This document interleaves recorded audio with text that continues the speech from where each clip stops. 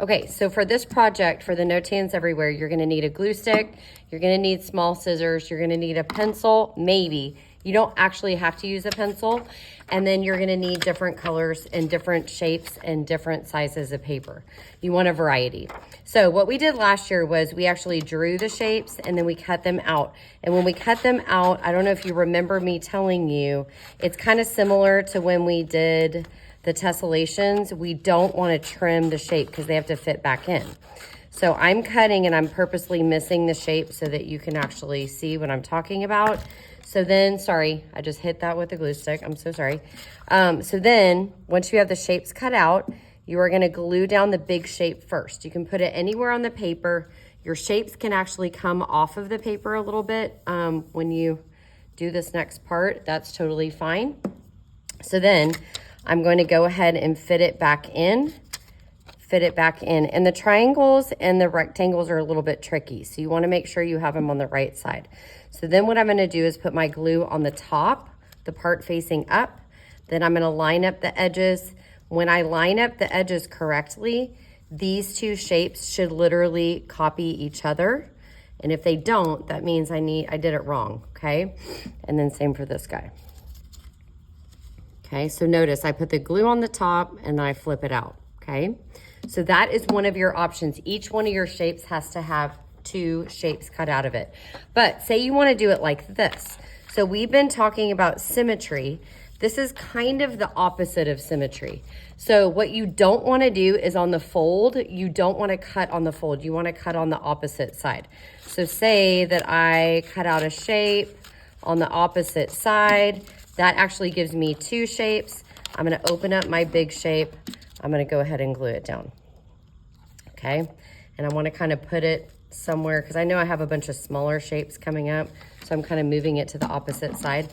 Okay. Same thing for this guy. I'm going to go ahead and I'm going to make sure they fit in.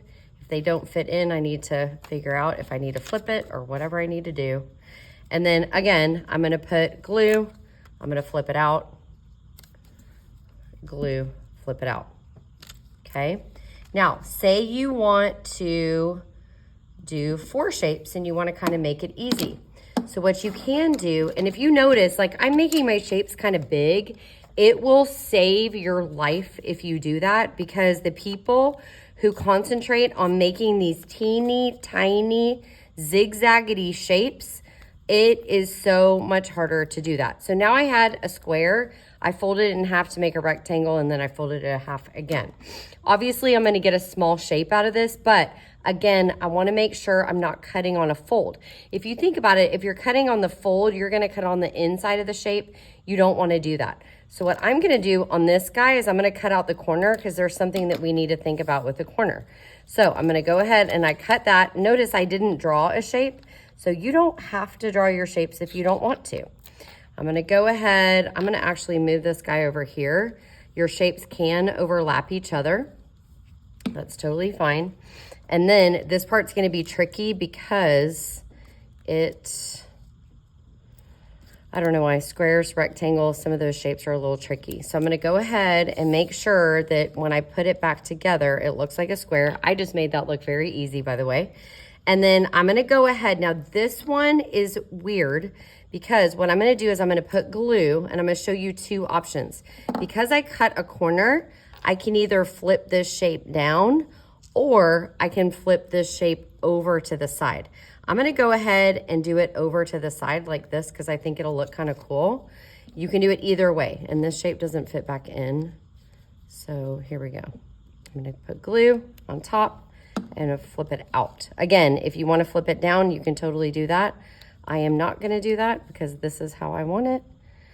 Okay, so you have to have 7, 8, or 9 paper colors on, or 10, 7 to 10 paper colors on your paper.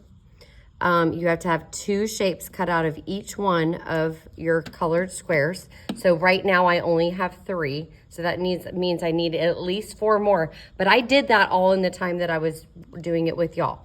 If you're folding and cutting, stay away from the folds. And if you have any more questions or if something else comes up, I will let you know.